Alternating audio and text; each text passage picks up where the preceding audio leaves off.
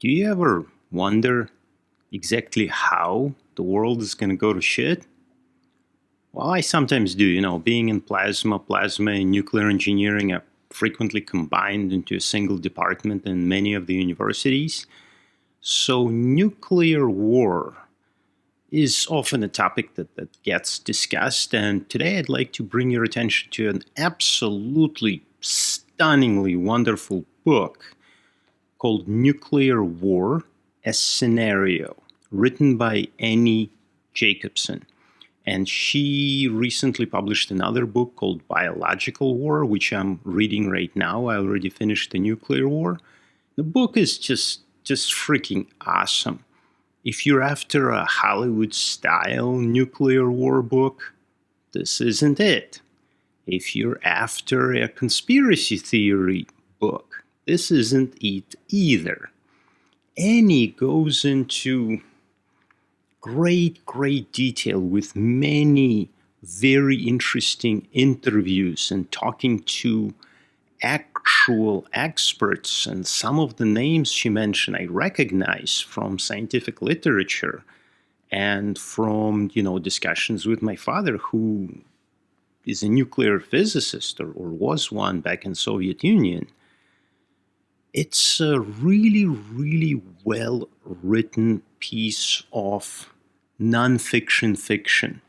The only fiction in this book is the question, what if? Let's come up with a scenario where United States gets nuked by an unknown enemy, and there are multiple attacks coming in, and how does the US respond? What does Russia do? How do satellites function?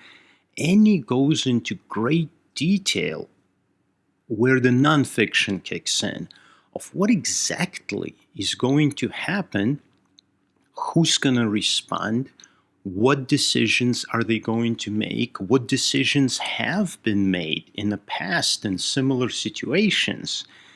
I listened to this as an audiobook, and I could barely put it down. When I had to take a break, I basically ran back to the phone and unpaused the audiobook. It was a fascinating listen. And again, the attention to detail and the analysis of things that might happen in that particular scenario point out to me how ridiculously human humans are.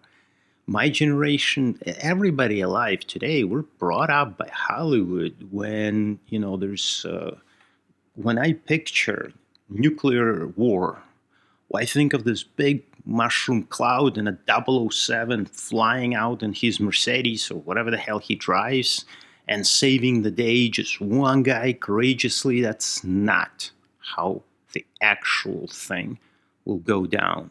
And if you're interested in just a fascinating description of how a nuclear war would unfold, and not giving anything away, but like the ending of that book, she goes into, all right, what's going to happen 10,000 years after the war, 24,000 years after the war?